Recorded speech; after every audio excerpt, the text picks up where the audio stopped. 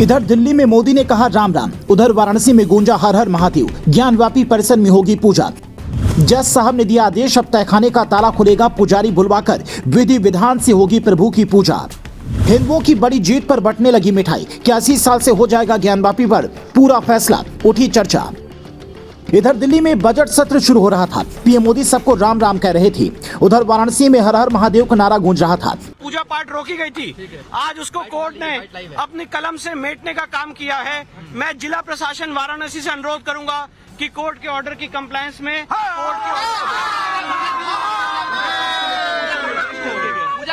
देखिए, हमने district magistrate, receiver और जिला प्रशासन को मेल कर दिया है कोर्ट के ऑर्डर के बारे में, और मुझे पूरी उम्मीद है कि कोर्ट के ऑर्डर की कंप्लायंस की जाएगी। कोर्ट ने कहा है कि 7 दिन के अंदर वहाँ पे पूजा पाठ का जो भी अरेंजमेंट है स्टार्ट कराएगा। 7 दिन के अंदर काशी विश्वनाथ ट्रस्ट उसकी पूजा पाठ। अच्छा, वहाँ पर पूजा किस चीज की होगी? कोई मूर्ति है, कोई भगवान? वहाँ पे जो मूर्तियाँ विराजमान थी, जो सर्वे कमीशन के दौरान जो मूर्तियाँ वहाँ से हटाई गई थी, उन्हीं मूर्तियों की पूजा पाठ होगी। रामायण पाठ होगा, हनुमान चालीसा का पाठ होगा, और अलग अलग जो पूजा पाठ चलती चली आ रही थी वही सारी पूजा पाठ। मूर्तियाँ बता दीजिए प्लीज। देखिए, वहाँ पे उस तहखाने में विष्णु भगवान की मूर्ति थी, शिवलिंग था, गणेश जी की मूर्ति थी, हनुमान जी की मूर्ति थी। अलग अलग मूर्तियाँ जो उस तहखाने से एसआई को बरामद हुई थी, उन सबकी पूजा पाठ स्टार्ट। पुजारी भी तय करेंगे। काशी विश्वनाथ ट्रस्ट इसकी पूजा पाठ की।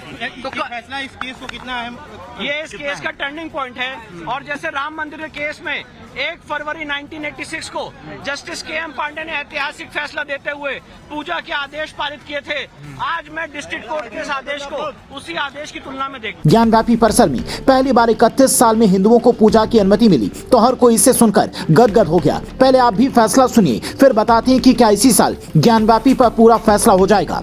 एडवोकेट विष्णु शंकर जैन मिलॉर्ड साल 1993 से पहले ज्ञानवापी के तहखाने में याचिकाकर्ता शैलेंद्र पाठक के नाना पंडित सोमनाथ व्यास पूजा करते थे, इसलिए पूजा की अनुमति मिलनी चाहिए। एडवोकेट मुमताज अहमद मिलॉर्ड, ये प्लेसेस ऑफ वर्शिप एक्ट 1991 का उल्लंघन है। तहखाना मस्जिद का हिस्सा है जो वक्फ बोर्ड की संपत्ति है। एडवोकेट विष्णु शंकर जैन, जज साहब, ज्ञानवापी में दक्षिण की ओर मौजूद इमारत में जो तहखाना है, वहाँ हिंदू धर्म से जुड़ी कई मूर्तियां और साक्ष्य मिले हैं।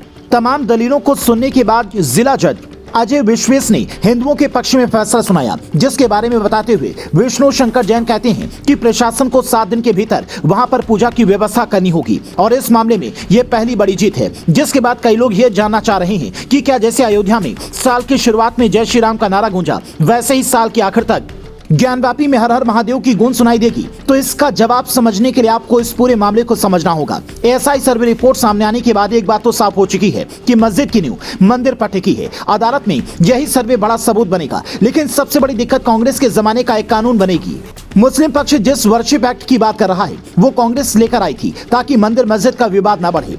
जब राम मंदिर वाला मुद्दा अदालत में था, तब ये कानून आया था, और अधिकारियों ने तब के सरकार को यह सलाह दी थी कि अगर ये कानून ले आते हैं तो 1947 के बाद जो भी धर्मस्थल जैसा है वैसा ही रहेगा, उसकी प्रकृति नहीं बदली जाएगी, तो देश में इस तरह के मामले नहीं होंगे। पर हिंदू पक्ष का दावा है कि ये कानून ठीक नहीं है, क्योंकि राम मंदिर का केस इस कानून के आने से पहले ही अदालत में पहुंच गया था, इसीलिए इससे छूट मिल गई थी। लेकिन ज्ञानवापी का मामला अब अदालत में पहुंचा है, इसीलिए हिंदू पक्ष के लिए ये एक बड़ी मुश्किल खड़ी कर सकता है। इसीलिए इस साल के आखिर तक सब कुछ फाइनल होने की उम्मीद कम है, क्योंकि निचली अदालत के बाद ऊपरी अदालत में अपील और तमाम कानूनी प्रक्रियाओं में लंबा वक्त लग सकता है। और जिस हिसाब से पहली जीत मिली है, वो बताता है कि सच छिपाने से नहीं छिपने वाला है।